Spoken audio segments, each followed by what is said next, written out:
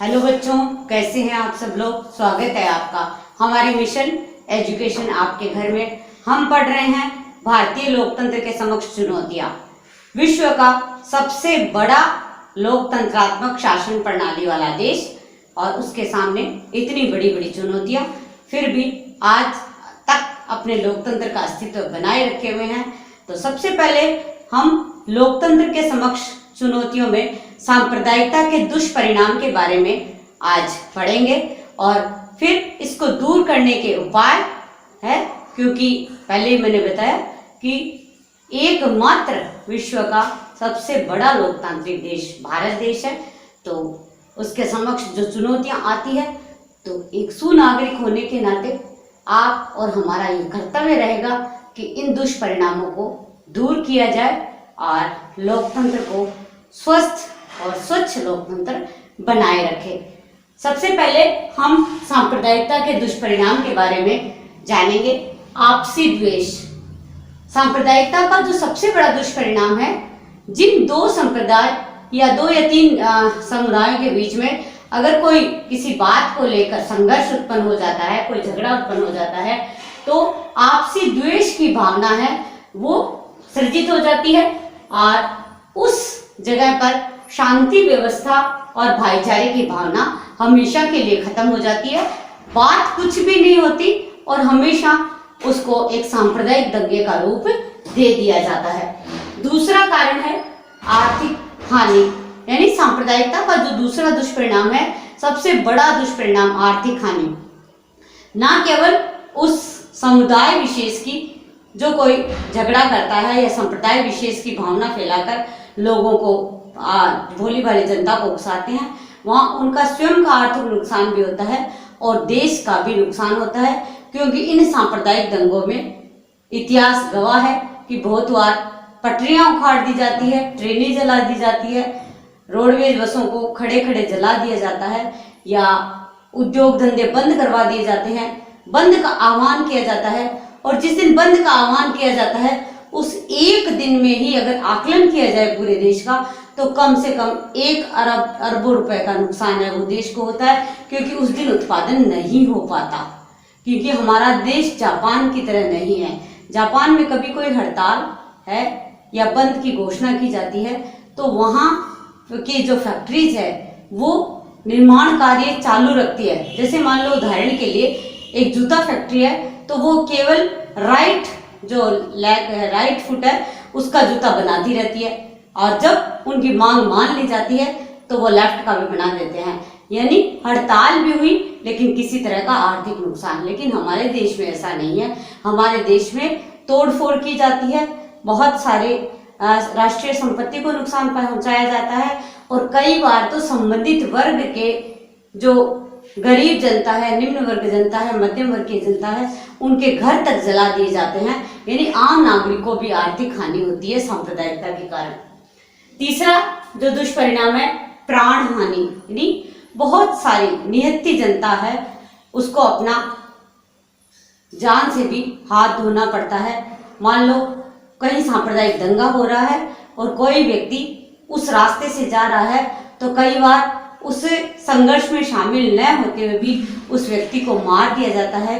तो राष्ट्र के लिए या देश के लिए वो एक व्यक्ति हो सकता है, लेकिन अपने परिवार के लिए वो एक ही अकेला होता है और कमाने वाला और उसका घर चलाने वाला। तो ये भी सबसे बड़ा आर्थिक नुकसान है वो देश को होता है। और बहुत सारी जगह जहाँ जहाँ अधिक सांप्रदायिक दंगे हुए, वहाँ बहुत सारे लोगों को अपने प्राण है वो गंवाने पड़े। जैसे उदाहरण के लिए रांची, श्रीनगर, वाराणसी, अलीगढ़, मेरठ, हैदराबाद, मुंबई, ये सांप्रदायिक दंगों के प्राय केंद्र रहे हैं और यहाँ बड़ी संख्या में जनहानि हुई है। राजनीतिक अस्थिरता। जब सांप्रदायिक दंगे होते हैं, सांप्रदायिकता की भावना का प्रचार प्रसार होता है, तो संबंधित सरकार को गिराने के लिए सारे हथकंडे अपनाए जाते हैं और जब तक सरकार स्थिर नहीं होती तब तक राजनीतिक विकास नहीं हो पाता है, क्योंकि वो केवल अपना अस्तित्व बचाने में रहती है, किसी तरह के विकास कार्य नहीं कर पाती है। अगला दुष्परिणाम है राष्ट्रीय एकता में बाधा, क्योंकि सांप्रदायिक दंगों के कारण राष्ट्रहित की न सोचकर संप्रदाय विशेष या भाषा समूह विशेष के बारे में सोचा जाता है, उन्हीं के हितों को उजागर किया जाता है और हमारी जो राष्ट्रीय हित की भावना है, राष्ट्रीय एकता की जो भावना है, उसमें बाधा पहुंचती है। क्योंकि कई बार ये छोटे छोटे दंगे हैं, ये अलगाववाद में भी विकसित हो जाते हैं। जैसे पंजाब में अकाली दल ने अपनी भाषा विशेष को लेकर भारत देश से अलग होने की बात गई, अलगाववाद की बात गई। इसमें दो तरह की स्थिति हो जाती है राष्ट्रीय एकता को नुकसान पहुंचने में। क्योंकि जो बहुसंख्यक सांप्रदायिकतावाद है, जैसे जिस जाति विशेष या धर्म विशेष या भाषा विशेष के लोग हैं वो बहुतायत संख्या में पाए जाते हैं, तो वहां वो अपनी सांप्रदायिकता को छद्म राष्ट्रवाद का रूप दे देते हैं।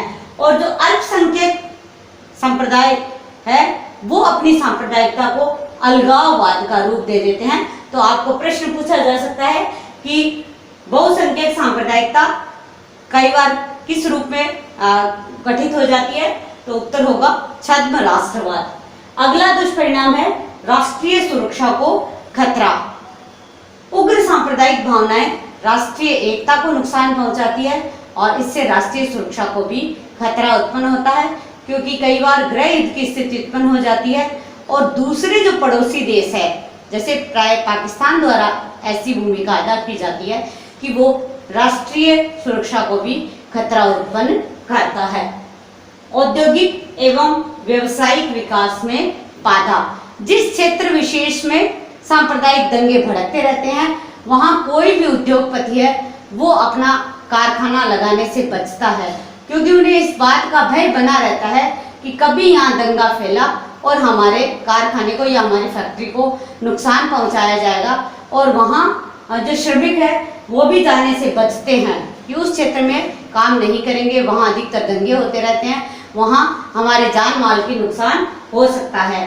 और इसीलिए सबसे बड़ा जो उदाहरण है, पंजाब धन धान्य से पूर्ण होते हुए भी, सिंचाई के साधनों से पूर्ण होते हुए भी अपने विकास में बहुत पीछे चला गया, क्योंकि वहाँ लंबे समय तक भाषाई आधार पर दंगे हैं वो होते रहे।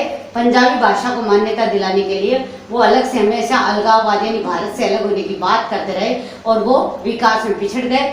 और इसका एक उदाहरण कश्मीर भी है। हालांकि धरती का स्वर्ग कहा जाता है, केसर की क्यारियां वहाँ पे है और अधिकतर जो ड्राई फ्रूट्स है उसका उत्पादन वहाँ होता है, फिर भी लंबे समय तक सांप्रदायिक दंगों के कारण कश्मीर का विकास नहीं हो पाया।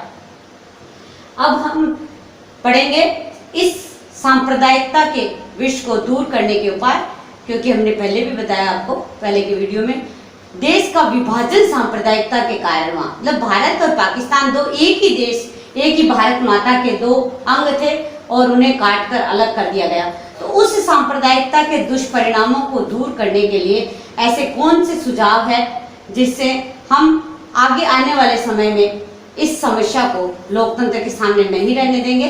तो पहला सुझाव है सरकारें उदासीन न रहे, क्योंकि कई बार छोटी सी बात है वो बड़े दंगे के रूप में परिवर्तित हो जाती है। तो हमेशा सरकार को सक्रिय भूमिका निभानी है। कहीं भी अगर ऐसी कोई भावनाएं है वो उग्र रूप लेती है, हिंसक रूप लेती है, तो तुरंत ही वहां उसको दबा देना चाहिए। दूसरा है शिक्षा में नैतिक और आध्यात्मिक मूल्यों का समावेश, क्योंकि शिक्षा का बहुत बड़ा रोल होता है किसी भी देश के विकास में। अगर वहाँ के नागरिकों को उदार मना शिक्षा दी जाती है, उनका आध्यात्मिक और नैतिक मूल्यों का विकास किया जाता है, तो कोई कारण नहीं कि आम जनता किसी दंगे में फंस जाए या किसी दंगे को भड़काने में अपना भूमिका अदा करे। वहाँ शिक्षा के द्वारा देशभक्ति और राष्ट्रीयता की भावना पैदा करे और एक आम जो बच्चा है उसको एक सुनागरिक के रूप में गढ़कर तैयार करे, तो निश्चित रूप से सांप्रदायिकता की भावना है वो खत्म हो सकती है। धर्म एवं भाषा के आधार पर कोई रियायत न दे। कई बार चुनावी राजनीति, वोट की राजनीति के लिए या किसी वर्ग विशेष को, किसी संप्रदाय विशेष को कुछ छूट दी जाती है, रियायतें दी जाती है और उन रियायतों के कारण तुष्टीकरण की राजनीति है वो सक्रिय होती है। तो सरकार किसी भी दल की हो, किसी भी धर्म विशेष को है, वो इस तरह की रियायतें न दे, सभी को समान मानकर चले, क्योंकि भारत एक पंथ निरपेक्ष धर्मनिरपेक्ष राज्य है, हमारा संविधान यही कहता है, तो हमें उस पर दृढ़ रहना चाहिए। अल्पसंख्यकों के मन में सुरक्षा का भाव पैदा हो। सांप्रदायिक दंगे भड़कने का सबसे बड़ा कारण है कि जिस धर्म या भाषा समुदाय के व्यक्तियों की संख्या कम होती है, क्योंकि लोकतंत्र में है वो सिर गिने जाते हैं, तो कई बार उनको उचित राजनीतिक प्रतिनिधित्व नहीं मिल पाता है, तो उनके मन में हमेशा ये रहती है कि वो संख्या में कम है तो उन्हें दबा दिया जाएगा, उन्हें उनके साथ अन्याय किया जाएगा, तो वो असुरक्षा की भाव रहते हैं उनके मन में। तो इस अल्पसंख्यक समुदायों के लिए इस तरह की व्यवस्था हो कि वो अपने आप को सुरक्षित महसूस करे। चुनाव प्रचार में धर्म का सहारा न ले। जब भी चुनाव होते हैं तो शुद्ध राजनीतिक विकास या राज्य के विकास की अवधारणा तकनीकी और वैज्ञानिक सोच के आधार पर अपना घोषणा पत्र तैयार करे।